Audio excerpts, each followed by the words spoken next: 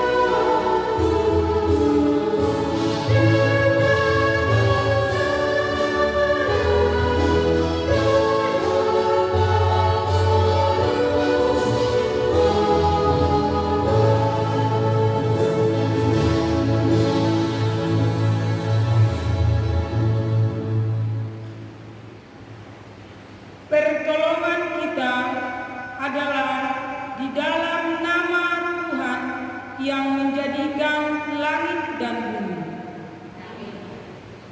Nyanyikanlah nyanyian baru bagi Tuhan, sebab Ia telah melakukan perbuatan-perbuatan yang ajaib.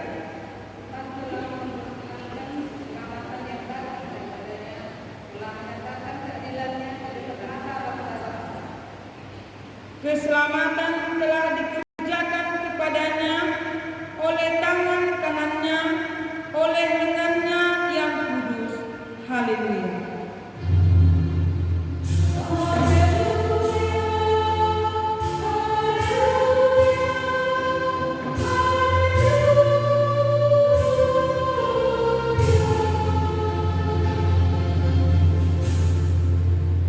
Kita berdoa. Ya Allah Bapa yang Maha Kuasa, Engkau telah memberikan firman-Mu kepada kami, supaya olehnya kami beroleh keselamatan yang kekal. Karena itu kami mohon kepada-Mu, berilah kami kekuatan dan keberanian untuk memberitakan dan menyatakan Injil keselamatan itu dengan perkataan dan perbuatan kami. Pimpin dan ajarlah kami, agar kami tetap hidup sesuai dengan kehendak-Mu, agar persekutuan yang Engkau karuniakan kepada kami semakin bertumbuh dan berbuah lebat demi kemuliaan-Mu, di dalam nama anak-Mu, Tuhan Yesus Kristus, Tuhan dan Juru Selamat dunia ini. Kita bernyanyi dari Kidung Jemaat 362 ayat 2 ditambah 4.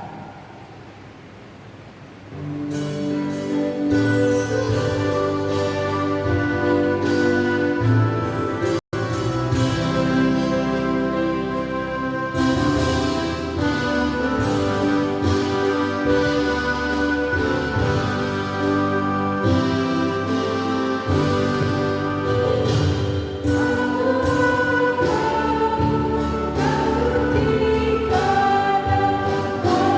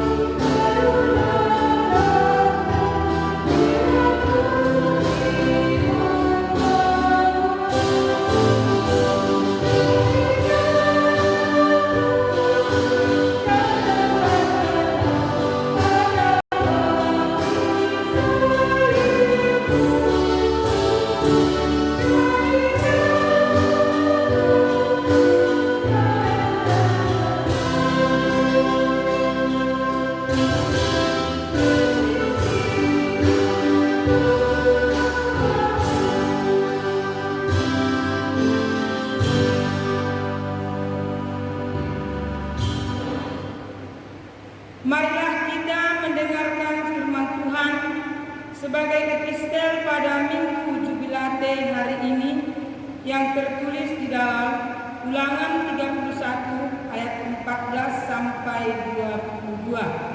Demikian dia berkata.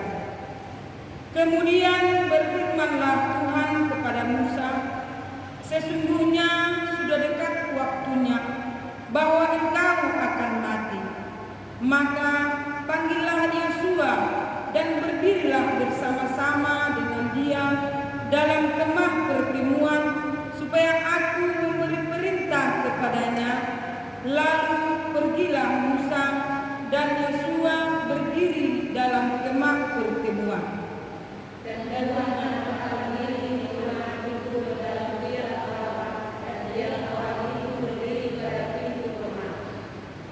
Tuhan berfirman kepada Musa, ketahuilah, engkau akan mendapat perhentian bersama-sama dengan nenek moyangmu, dan bangsa ini akan bangkit dan berziarah dengan mengikuti Allah asing yang ada di negeri kemana mereka akan masuk. Mereka akan meninggalkan aku dan mengingkari perjanjianku yang kuikat dengan mereka.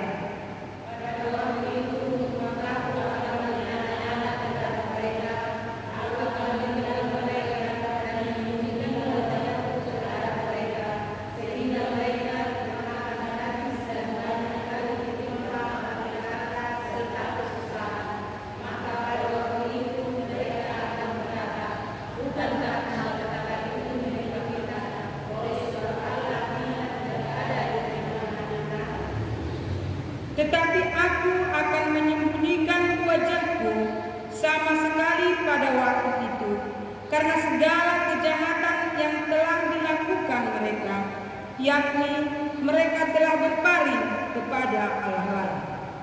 Oleh sebab itu, tuliskanlah nyanyian ini dan ajarkanlah kepada bangsa saya, letakkanlah di dalam buku mereka, supaya nyanyian ini menjadi saksi bagiku terhadap orang Israel. Sebab aku akan membawa mereka ke tanah yang kujanjikan dengan sumpah kepada nenek moyang mereka, yakni tanah yang berlimpah-limpah susu dan madunya.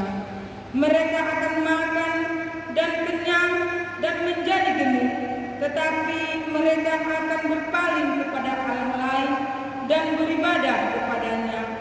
Aku ini akan dinista mereka dan perjanjianku akan diingkari mereka.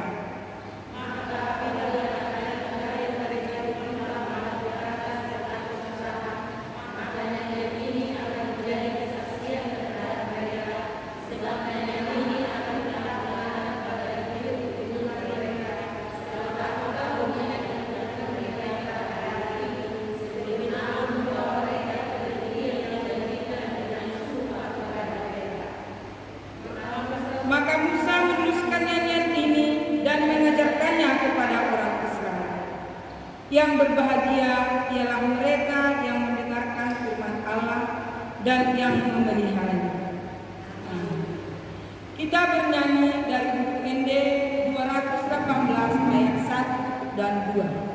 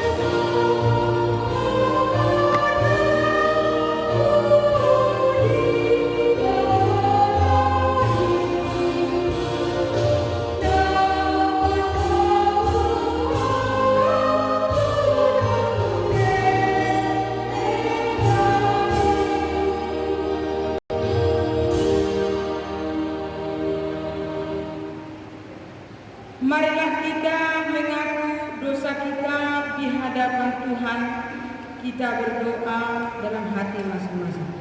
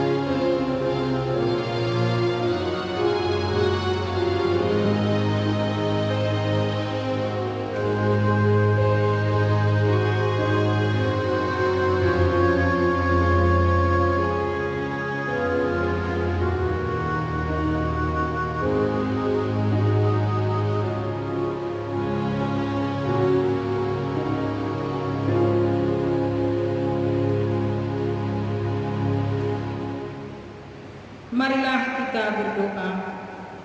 Bapa kami yang bertahta di dalam kerajaan surga, Engkaulah Tuhan yang berkuasa mengampuni segala dosa umat manusia, dan pengampunan-Mu telah Engkau nyatakan melalui Yesus Kristus, Anak-Mu yang tunggal Tuhan kami.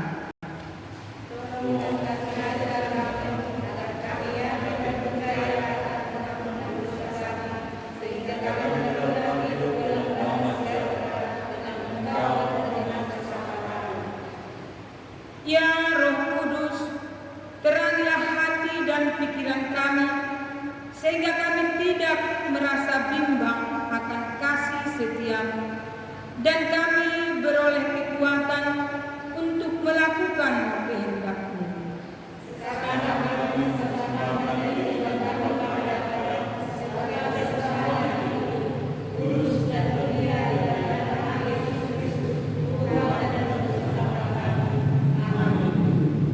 Janji Tuhan tentang pengampunan dosa.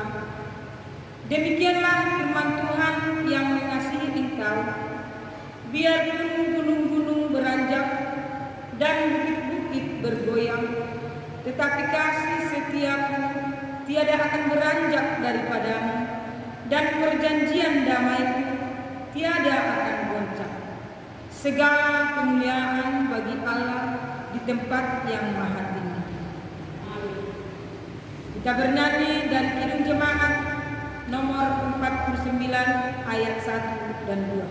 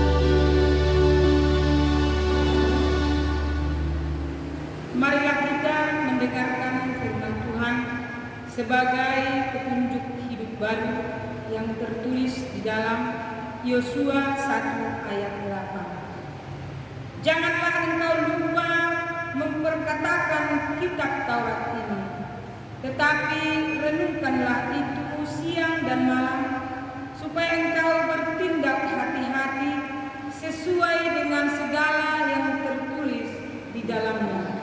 Sebab dengan demikian perjalananmu akan berhasil dan engkau akan beruntung. Demikian firman Tuhan. Marilah kita bersama-sama memohon kekuatan daripada Tuhan. Ya Allah Bapa kami, berilah kami kekuatan untuk melakukan yang sesuai dengan firman-Mu. Amin. Mari kita siang Kredit 125 ayat 4.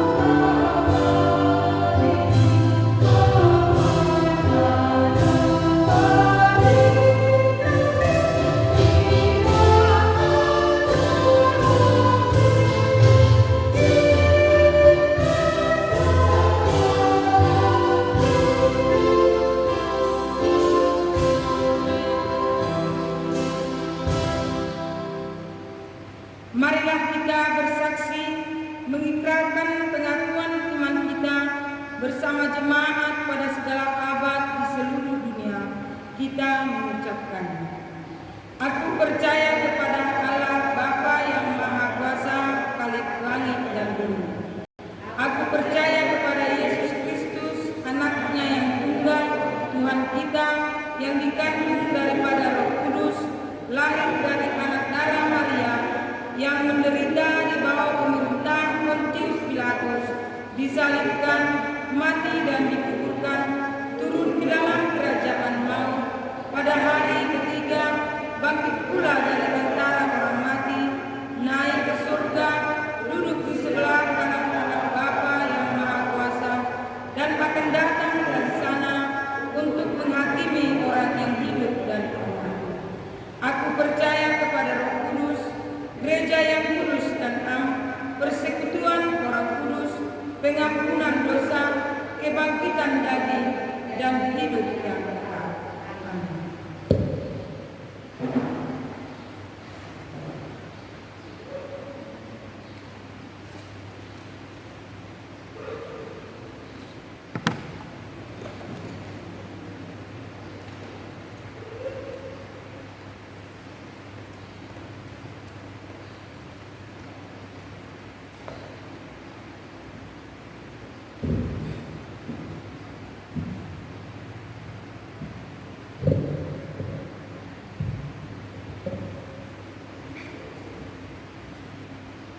Orasma dihita damang dohok dainang, dohok yan akon nami saluhupna.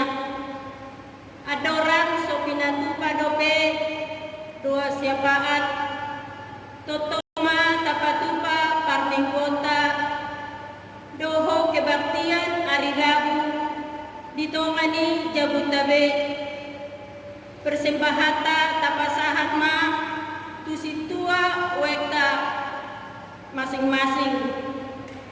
Songonima buah-buah di bagasan tikyon martangyang mahita. Di bata jahuba na marhabangsa di bona gijang. Mauliate doho puji-puji matuhan di basaha rohanami tuado kamu na badiay di bagasan tikyon. Di siala asi doho tolong ni rohamdo na sa totong madongani hami. Sian ari na usapui sa hatu bagasan tikyon. Dilehokodo tuhati hami hahipason. Dilehokodo tuhati hami tugo dinalaho mahuduti sa luhut na angka siulaw nami si ganupari. Di siala niali Tuhan kumolete ko dama di pasaha rohanami tuado kamu na badiay. Suang sumani maale Tuhan nang luas ni buriami, totong mahuali Tuhan na madongani, totong mahuali Tuhan na mga lehon hahipason dinasida, asa totong di bagasan hahipason, asa totong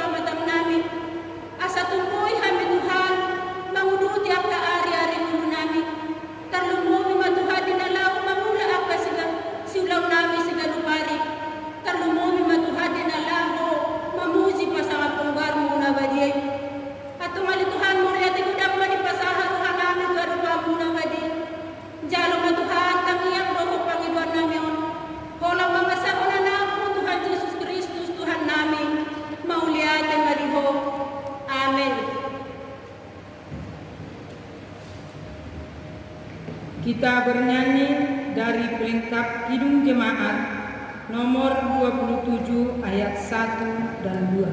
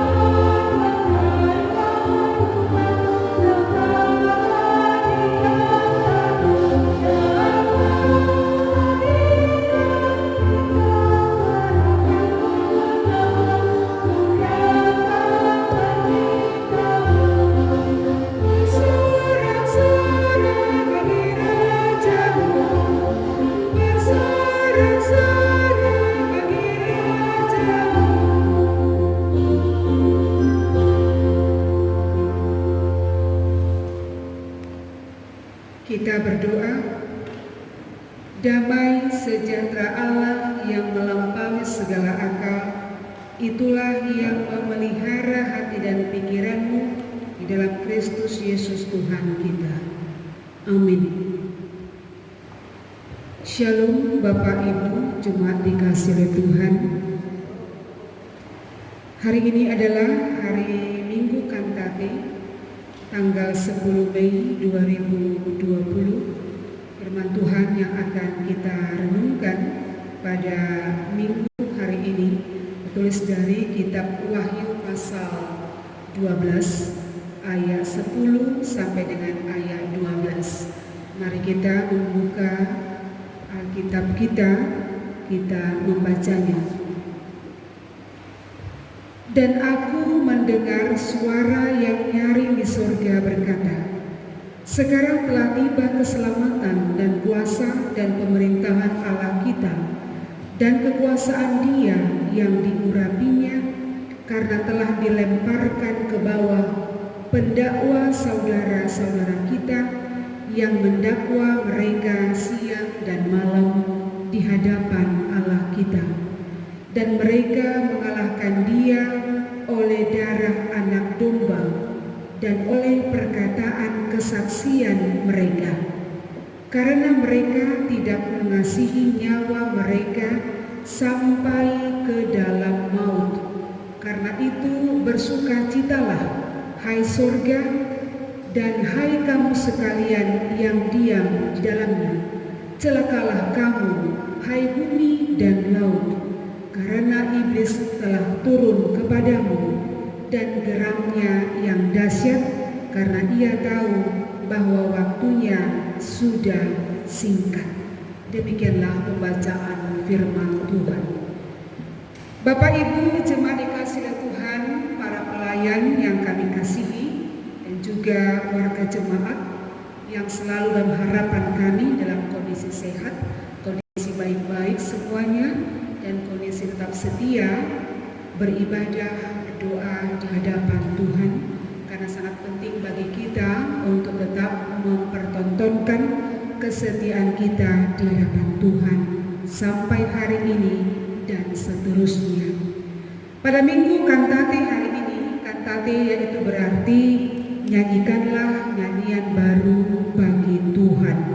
Endeo kamuma di Jehovah ede naik baru. Dengan firman ini kita diajak untuk turut dalam paduan suara raya yang menyanyikan keselamatan yang nyata dari setiap perbuatan Tuhan yang kita nikmati siang dan malam.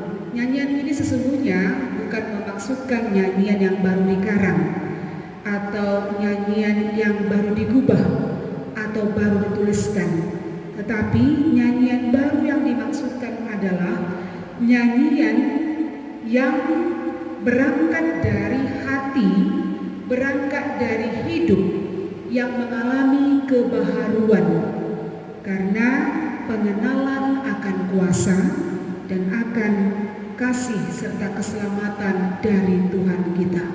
Artinya semakin hari kita semakin dibaharui akan pengenalan akan siapa Tuhan, apa saja perbuatannya yang dalam sejarah kemanusiaan selalu nyata dalam hidup kita. Perbuatan Tuhan yang indah, yang luar biasa, yang selalu dipertontonkan dalam hidup umatnya, itu yang mau kita nyanyikan. Bagaikan setiap lagu yang dalam sejarah penulisannya mengalami kebaikan Tuhan, itu menunjukkan adalah bahwa jiwanya menyanyikan perbuatan Tuhan yang besar dalam hidupnya. Bapak Ibu jemaat kasih Tuhan, mari kita melihat apa sesungguhnya yang mendasari panggilan atau ajakan untuk menyanyikan nyanyian baru ini. Ini tidak terlepas dari latar belakang dari penulisan kitab Wahyu sendiri.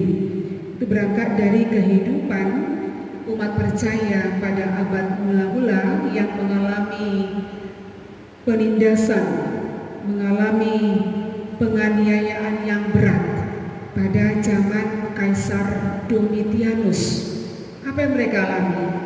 Mereka ditindas, mereka disesah, mereka dianiaya, mereka dipenjara, mereka digantung, mereka dibakar hidup-hidup tanpa peduli tua, muda, anak-anak, perempuan, hanya karena mempertahankan iman kepada Tuhan Yesus. Karena iman yang dipertahankan itu diperhadapkan kepada keputusan Kaisar pada waktu itu yang menempatkan dirinya sebagai Tuhan yang harus disembah, dan penyembahan kepada Kaisar ditetapkan sebagai agama resmi negara. Maka ketika keputusan itu diberlakukan kepada semua negara jajahan dari Kekaisaran Romawi, maka berbenturanlah dengan kesetiaan umat percaya pada waktu itu. Bagaimana mungkin umat yang percaya kepada Allah dalam Kristus diperhadapkan kepada keputusan Kaisar yang menempatkan dirinya sebagai Tuhan yang harus disembah. Karena itulah mereka dianiaya secara berat. Tetapi tidak hanya umat percaya yang mengalami penindasan itu, termasuk juga rasul. Dalam hal ini adalah Rasul Yohanes yang salah satu dari murid Tuhan Yesus. Sebelum ia dibuang ke Pulau Patmos, sesungguhnya ia juga telah mengalami penyiksaan berat. Ia pernah ditenggelamkan dalam minyak yang panas. Itu penyiksaan luar biasa. Tetapi mujizat terjadi, ia tidak mengalami luka. Tetapi tidak puas dengan hal itu, lalu ia dibuang ke Pulau Patmos, pulau yang terpencil, supaya dengan demikian diharapkan Rasul Yohanes akan terbungkam dari pemberitaan Injil yang ia kerjakan sebagai tanggung jawab sebagai murid Kristus. Lalu kemudian ia mendengar berita malapetaka, penganiayaan berat yang dialami oleh umat Tuhan, maka ia menghibur umat Tuhan kala itu dengan wahyu yang disingkapkan oleh Allah padanya ketika ia berada di pulau itu. Dan wahyu yang ia terima itu ia tuliskan dalam bentuk surat, ia kirimkan kepada umat yang teraniaya pada waktu itu, supaya umat terhibur, dikuatkan imannya, supaya mereka tidak meninggalkan imannya karena penganiayaan itu. Meskipun mereka diperhadapkan kepada biarlah mereka tetap percaya dan tidak menyangkal imannya kepada Kristus itu sendiri. Kita melihat dalam kitab Wahyu banyak memakai simbol-simbol dan angka-angka. Jadi kita tidak bisa memahami kitab Wahyu itu secara harafiahnya seperti apa yang tertulis, tidak. Karena yang dituliskan itu banyak memakai simbol-simbol dan angka-angka. Kenapa? Karena setiap surat, kita bisa pahami, setiap surat yang keluar dari Pulau Patmos itu diseleksi oleh prajurit-prajurit Romawi. Maka dengan simbol-simbol itu diharapkan mereka tidak mengerti akan simbol itu, surat itu bisa sampai kepada umat percaya kala itu. Karena sesungguhnya yang paling dikecam dari surat tulisan itu adalah kaisar sendiri. Kaisar yang menganiaya, kaisar yang berperilaku bagaikan naga, bagaikan pribadi yang menjadi sumber petaka besar kepada umat percaya kala itu. Bapak Ibu jemaat dikasih oleh Tuhan, apa yang dialami umat percaya pada waktu itu, ketika kita berhadapkan juga dalam konteks kita sekarang, biarlah kita juga tetap percaya kepada Tuhan, tidak meninggalkan Tuhan, tidak menyangkal iman kita demi menjaga zona aman kita sebagai manusia di tengah-tengah lingkungan kita masing-masing. Maka atas dasar maklumat yang dikeluarkan oleh kaisar yang mengharuskan setiap umat jajahannya itu harus menyembah dia, maka umat yang tidak mau menyembah kaisar itu mengalami penyiksaan besar. Bapak Ibu, kita bisa nanti baca kelanjutan dari beritanya itu dari kitab ini di tengah-tengah rumah kita masing-masing, supaya semakin jelas bagi kita bagaimana umat percaya kala itu benar-benar mengalami penyiksaan yang berat. Secara khusus kita mulai melihat dari pasal 12 yang dimulai dari ayat 1 sampai 9 yang melatari perikop ini, yang mengisahkan tentang seorang perempuan yang sedang mengandung. Di hadapan perempuan itu muncullah seekor binatang, yaitu ular naga. Nah, ular naga ini adalah simbol dari iblis atau Satan, penyesat, penipu itu. Ia hendak menelan anak yang akan dilahirkan oleh si perempuan. Lalu ketika si perempuan itu melahirkan anak laki-laki, segera anak itu terampas dan dibawa ke hadapan Allah dan ditempatkan di tahta di samping Allah. Lalu perempuan itu lari ke padang gurun dan ia berada di suatu tempat yang disediakan oleh Allah supaya ia aman dari kejaran naga itu sendiri. Anak yang dilahirkan itu adalah simbol dari Kristus yang adalah juru selamat bagi dunia. Dan perempuan itu adalah simbol gereja atau umat Tuhan yang menderita berhadapan dengan iblis itu sendiri. Maka ini menggambarkan umat yang percaya kala itu menghadapi penyiksaan dari kaisar yang adalah wajah dari penyesat yang menempatkan dirinya sebagai Tuhan, padahal tidaklah demikian. Maka ketika naga itu melihat anak yang harusnya ia telan itu dibawa lari ke hadapan Allah, ia marah. Maka kemarahannya ini menimbulkan peperangan di surga. Lalu Mikael dan para malaikat yang lain yang setia kepada Allah berperang berhadapan dengan sang naga yang memiliki pengikut, yaitu malaikat-malaikat yang lain yang tersesat oleh penyesatan iblis itu sendiri. Mereka berperang dan dikisahkan dalam pasal 12, peperangan itu dimenangkan oleh malaikat Mikael dan malaikat yang lain. Dan si naga itu, bukan marga si naga maksudnya ya, tapi naga itu yang mengunjuk kepada iblis dicampakkan ke bumi beserta dengan pengikut-pengikutnya. Inilah awal bagi petaka yang siap berhadapan dengan umat manusia. Bapak Ibu ketahuilah, naga yang dicampakkan ke bumi itulah yang kita hadapi setiap hari.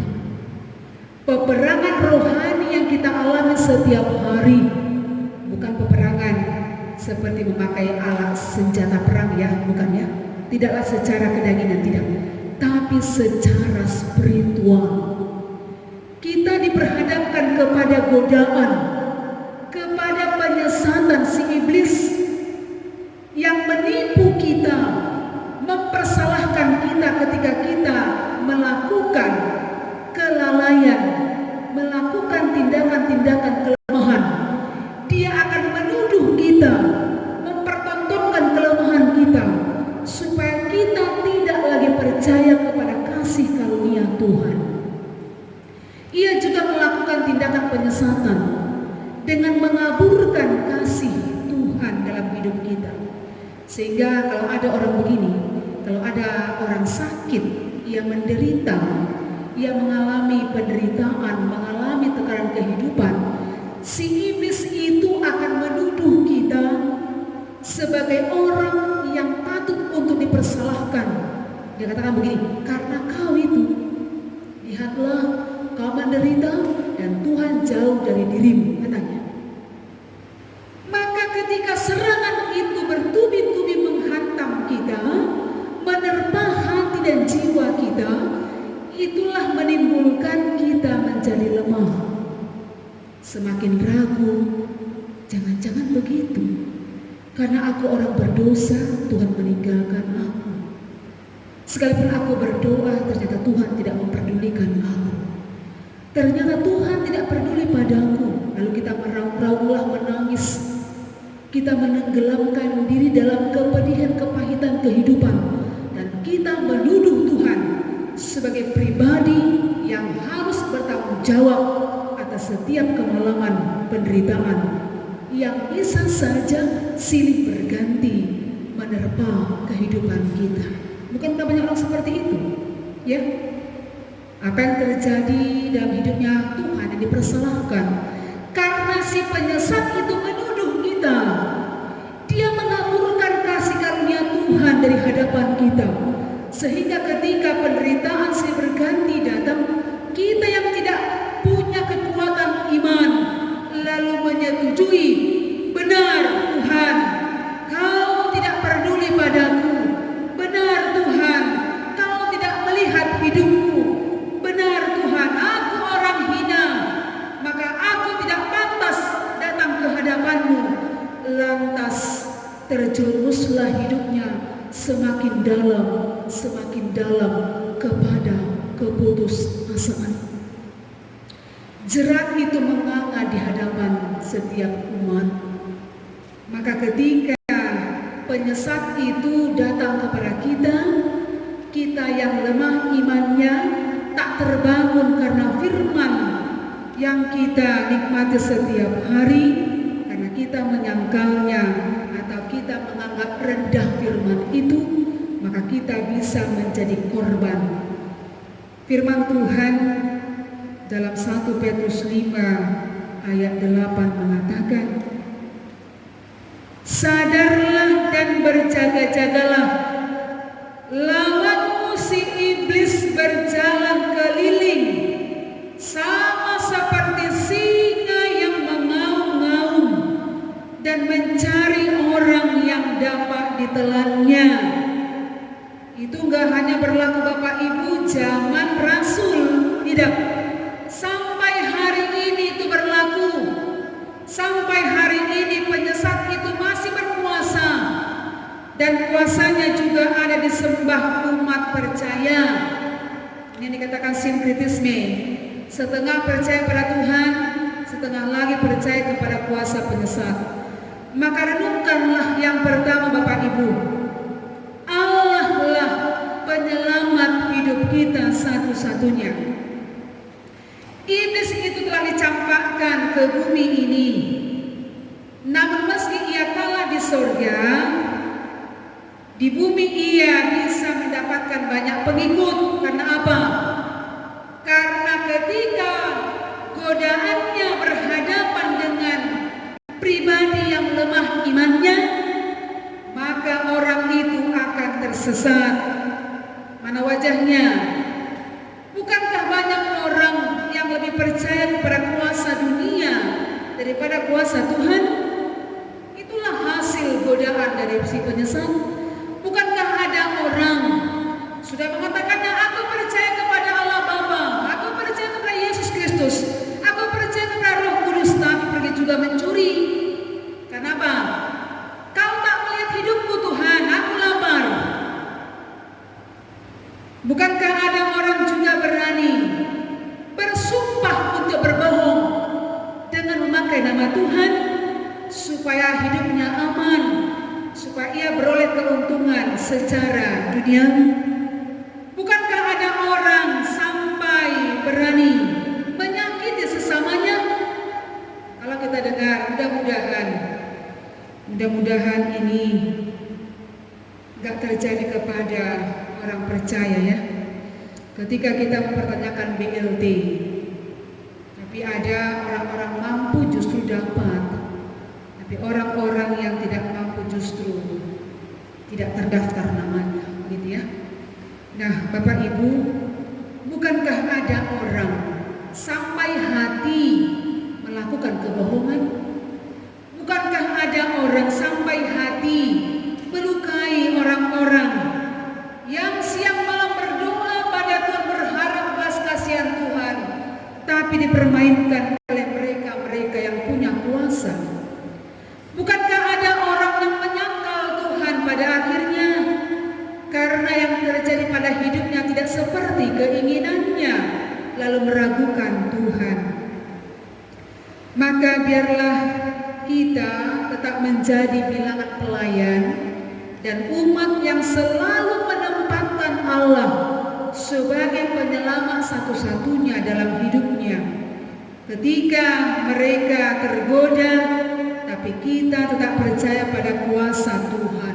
Ketika ada orang yang tersesat, mengikuti hawa nafsunya, mengikuti perbuatan yang tidak baik, penuh dengan kejahatan, kecemaran, orang-orang yang murtad menyangkal Tuhan karena takut kehilangan nyawanya, takut kehilangan jabatannya, takut kehilangan kesempatan untuk hidup dan bertahan. Biarlah kita tetap percaya pada Tuhan. Amin, Bapak Ibu. Yang kedua, renungkanlah ini. Iman dan firman Tuhanlah sebagai senjata mengalahkan si penyesat. Malaikat Mikael dan malaikat yang lain yang setia kepada Allah telah mengalahkan dan mencampakkan naga atau iblis itu ke bumi. Lalu kenapa kita bisa kalah oleh godaan iblis? Bukankah setiap hari, setiap saat kita mendengarkan firman Tuhan? Bukankah kita punya iman? Iman yang bertahan, firman yang selalu berkumandang pada kita. Itulah senjata kita melawan godaan itu. Godaan yang siang malam menerpa kita, biarlah itu selalu terngiang-ngiang. Karena sesungguhnya Bapak Ibu, iblis itu telah dikalahkan di dalam kebangkitan Yesus. Maka jangan lagi dengan sengaja menempatkan diri sebagai umat yang kalah hanya karena godaan duniawi. Dengan iman dan dengan firman Tuhanlah yang ada pada kita, kita dikuatkan. Ada lagu seperti ini. Lawanlah godaan, selalu berteguh, tiap kemenangan kau tambah teguh.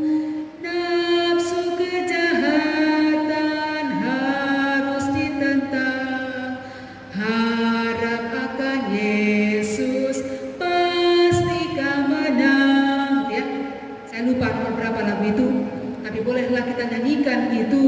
sebagai nyanyian baru bagi Tuhan. Karena setiap hari Tuhan meningkatkan siapa Dia bagi kita, sehingga hati kita semakin berkobar-kobar menyanyikan keselamatan. Karena kita punya iman, kita punya firman yang tertanam dalam hati kita.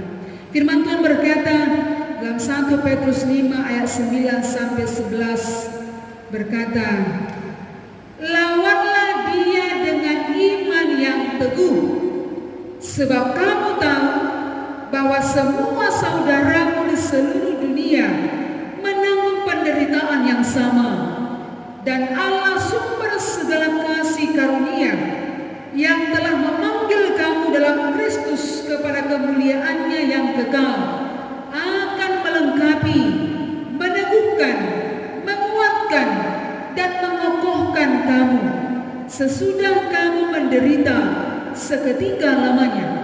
Ialah yang mempunyai kuasa sampai selama-lamanya. Amin. Ini firman Tuhan, firman yang berkuasa. Tidak ada firman Tuhan yang tidak bekerja. Tidak ada firman Tuhan yang tidak terjadi.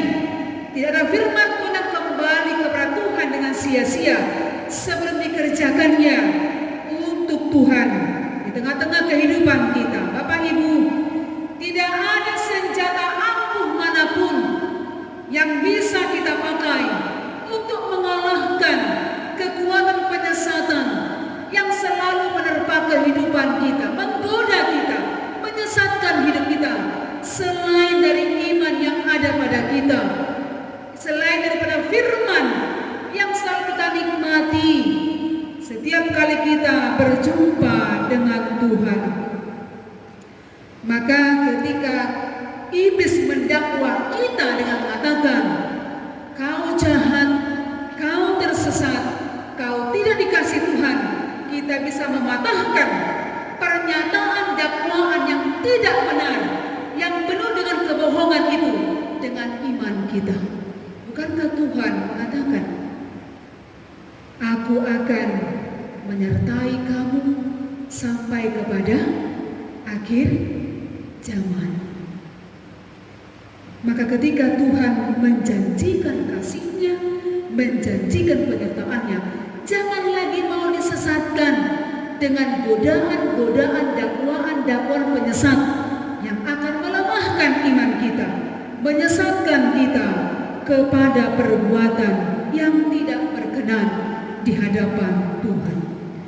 Yang ketiga adalah bersukacitalah versus celakalah. Siapakah mereka? Iblis yang telah dicampakkan ke bumi ini selalu akan mencari korban supaya pengikutnya semakin banyak dan tegaklah kerajaannya di bumi ini. Akan ada kedapatan anak-anak yang semula percaya menjadi murtad. Itu juga terjadi pada zaman Rasul Yohanes. Mereka takut dianiaya lalu menyangkal imannya. Mereka takut kehilangan kehidupannya, mereka kemudian menyembah kaisar itu. Tapi selalu saja ada anak Tuhan yang bertahan, sekalipun hidupnya terancam, ia tetap menyatakan percaya pada Tuhan di dalam Kristus. Mereka lah yang mati martir. Banyak sudah orang mati martir, pendahulu-pendahulu kita. Mereka tidak gentar, dan mereka lah kemudian akan bersama-sama dengan Tuhan dan kerajaannya bersorak-sorai menyanyikan kemenangan mereka, karena Tuhan mengangkat jiwa mereka dalam kerajaan-Nya. Bapak Ibu, hadirlah dalam bilangan orang-orang yang setia, supaya kita menjadi kelompok orang yang bersukacita.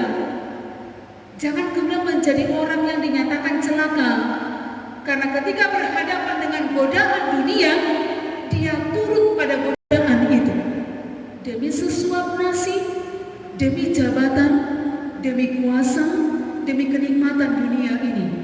Maka orang-orang itu bisa saja hidupnya baik selama di dunia, tapi ingat, itu hanya sementara.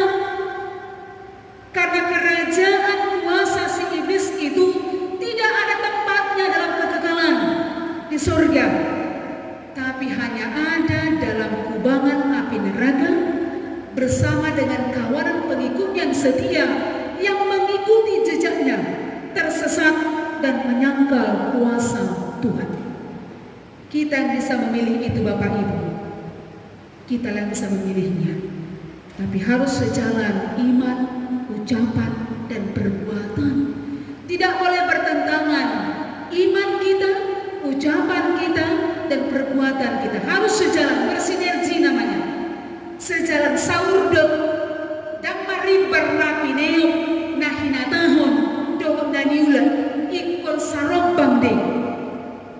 Karena itu setiap kali kita mengatakan percaya pada Tuhan, teguhlah apapun tantangannya. Orang-orang yang menyesat kita, menimbulkan kejahatan, menyesatkan kita, bertahanlah supaya kita bersukacita di hadapan Tuhan.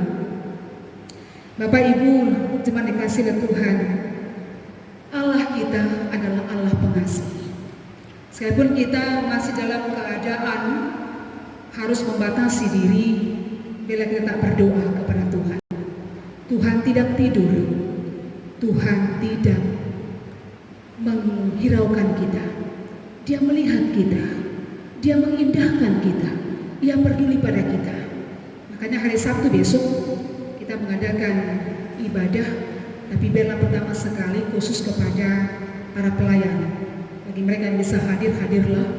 Karena sangat penting bagi kita untuk menyampaikan doa syafaat kepada Tuhan, supaya harapan kita dinyatakan kepada Tuhan, mengharapkan belas kasihan Tuhan, supaya kita tidak menjadi peminta-minta kepada orang-orang sekitar kita, supaya kita bisa bekerja kembali seperti sedia kala, menghasilkan penghasilan yang baik, yang halal, supaya kita bisa meneruskan tanggung jawab sebagai orang tua, tentang keluarga kita, melanjutkan pelayanan, melanjutkan ibadah kita.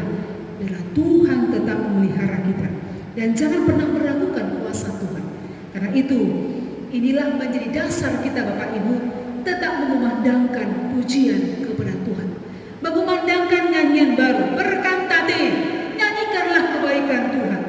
Allah yang peduli, Allah yang ada untuk kita, sekalipun tidak selalu seperti harapan kita, seperti keinginan kita terjadi kehidupan kita, tapi yakinlah kita yang mengandalkan Tuhan akan menikmati kebaikan Tuhan pada waktunya, karena Ia mengasihi kita lebih daripada kita terhadap kita, lebih daripada siapapun dalam kehidupan kita ini. Amin. Kita berdoa. Terima kasih Allah Bapa di surga atas firman yang telah kami dengar, kami nikmati, yang menuntut kami untuk berkantate, menyanyikan kidung pujian baru di hadapan Tuhan, kidung pujian yang baru yang berangkat dari pengenalan kami yang semakin dibaharui tentang Tuhan dalam hidup kami. Sungguh Tuhan, Engkau adalah penyelamat kami satu-satunya. Engkaulah yang mematahkan kuasa dari iblis itu. Tapi biarlah kami juga menjadi pemenang, bukan menjadi pribadi yang kalah ketika kami berhadapan kepada kuasa penyesatan itu. Memang roh kami adalah penurut, tetapi tubuh kami lemah. Karena itu kuatkanlah kami, teguhkanlah iman kami, dan biarlah selalu nyata bagi kami siapa Tuhan, Allah yang selalu baik, selalu peduli pada kami, selalu berkuasa atas kehidupan kami. Jangan biarkan Tuhan tantangan kehidupan mengalahkan kami. Tantangan karena kebutuhan setiap hari menenggelamkan iman kami. Kami tidak berpasrah kepada dunia ini, tapi hanya pada Tuhan. Apapun yang kami alami, biarlah kami tetap berdiri sebagai pemenang di hadapan-Mu, tidak membiarkan kami tunduk kepada kuasa penyesatan, sekalipun itu berhubungan dengan kebutuhan jasmani kami. Bila kami tak percaya kepada Tuhan, bahwa Tuhan selalu ada untuk kami, Tuhan selalu peduli. Engkau tidak akan membiarkan kami lapar, haus, atau kehilangan kasih sayang, kepedulian. Karena Tuhan mengasihi kami jauh melampaui apapun di muka bumi ini. Ya Bapa, tetaplah mendampingi kami dalam menjalani hari-hari kehidupan kami. Tidiklah hidup kami, tidiklah gerejamu, tidiklah umatmu, tidiklah kehidupan pelayanmu. Tidiklah anak-anak kami, saudara-saudara kami, orang tua kami, kerabat kami. Siapapun mereka yang mengalami kondisi yang memprihatinkan, kondisi yang sangat membutuhkan pertolongan, kondisi yang menangis, kondisi yang terluka, kondisi yang menjadi korban, atau apapun dalam kehidupan kami bersama dengan orang-orang di sekitar kami. Selamatkanlah kami, hiburkanlah kami Tuhan, cukupkanlah kebutuhan kami, kenyangkanlah kami, lepaskanlah kedahagaan kami, dan sehatkanlah jasmani dan juga rohani kami, supaya itulah wajah kepedulian, wajah kasih sayangmu dalam hidup kami, dan kami akan memuji-muji Engkau, mengumandangkan kebesaran-Mu di tengah-tengah dunia ini, sehingga setiap orang yang mendengar pujian itu akan gentar, akan takut padamu, akan menghormati-Mu lebih daripada sebelumnya, karena Tuhanlah Raja atas langit dan bumi. Terima kasih ya Bapa, izinkanlah kami dalam waktu dekat untuk boleh bersama-sama kembali beribadah di rumah-Mu, untuk boleh bersama-sama bekerja di ladang kami masing-masing, untuk boleh bersama-sama beraktivitas seperti sedia kala, karena Tuhan bersegera menyelesaikan pandemi COVID-19. Dan biarlah bantuan pemerintah kami dapat bersama-sama kami nikmati tanpa ada yang terabaikan, supaya cita-cita keadilan di tengah-tengah negara ini boleh kami nikmati bersama. Terima kasih ya Bapa, kepada mula kami berseru, kepada mula kami menyerahkan hidup kami, mempersembahkan hidup kami, memperhambakan hidup kami ke hadapan-Mu, karena Engkaulah penolong kami yang ajaib, satu-satunya penghibur, satu-satunya yang layak untuk disembah sampai selama-lamanya. Terpujilah Tuhan, dan layakkanlah kami menerima segala berkat Tuhan pada waktunya dengan ucapan syukur. Dalam nama Yesus yang berdoa kepadamu. Amin.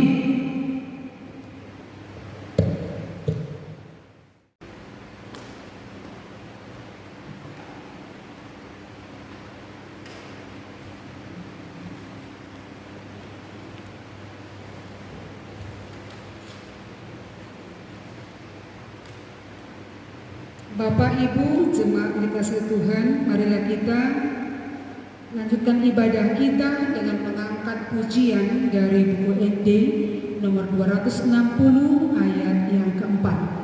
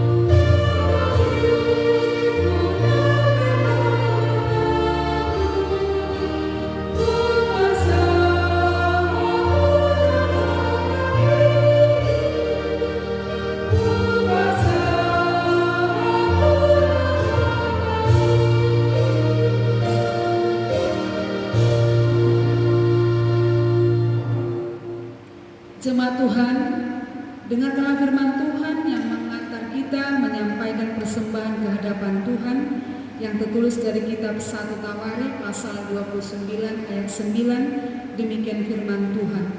Bangsa itu bersukacita karena kerelaan mereka masing-masing, sebab dengan tulus hati mereka memberikan persembahan sukarela kepada Tuhan. Juga Raja Daud sangat bersukacita. Amin. Mari kita menyerahkan persembahan ke hadapan Tuhan.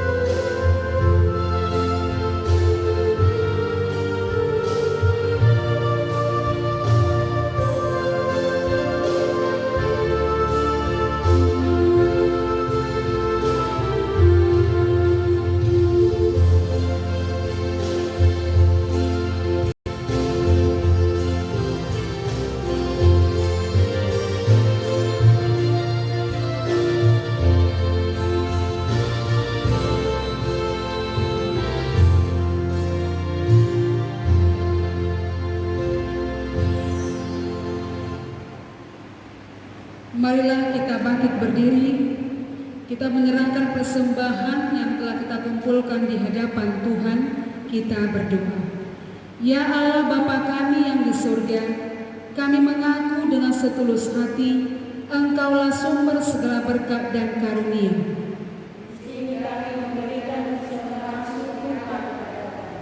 Terimalah persembahan umat-Mu dan berkatilah menjadi alat kesaksian, persekutuan, dan pelayanan jemaat-Mu.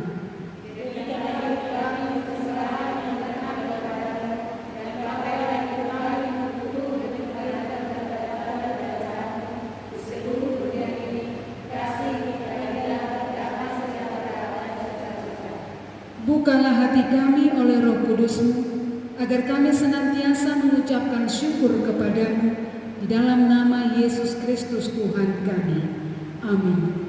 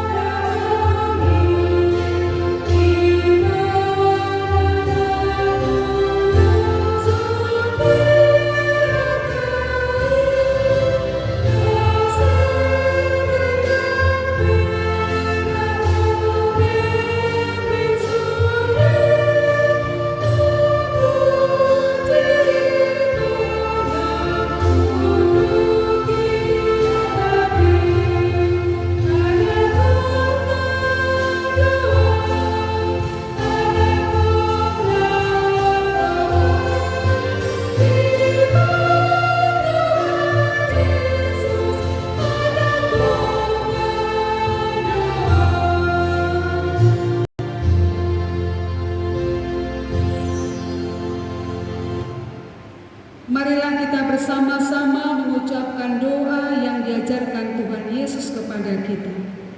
Bapa kami yang di surga, dikuduskanlah nama-Mu, datanglah kerajaan-Mu, jadilah kehendak-Mu di bumi seperti di surga. Berikanlah kami pada hari ini makanan kami yang secukupnya, dan ampunilah kami akan kesalahan kami, seperti kami juga mengampuni orang yang bersalah kepada kami. Dan janganlah membawa kami ke dalam pencobaan, tetapi lepaskanlah kami daripada yang jahat, karena Engkaulah yang mempunyai kerajaan dan kemuliaan sampai selama-lamanya. Amin. Tuhan berkati engkau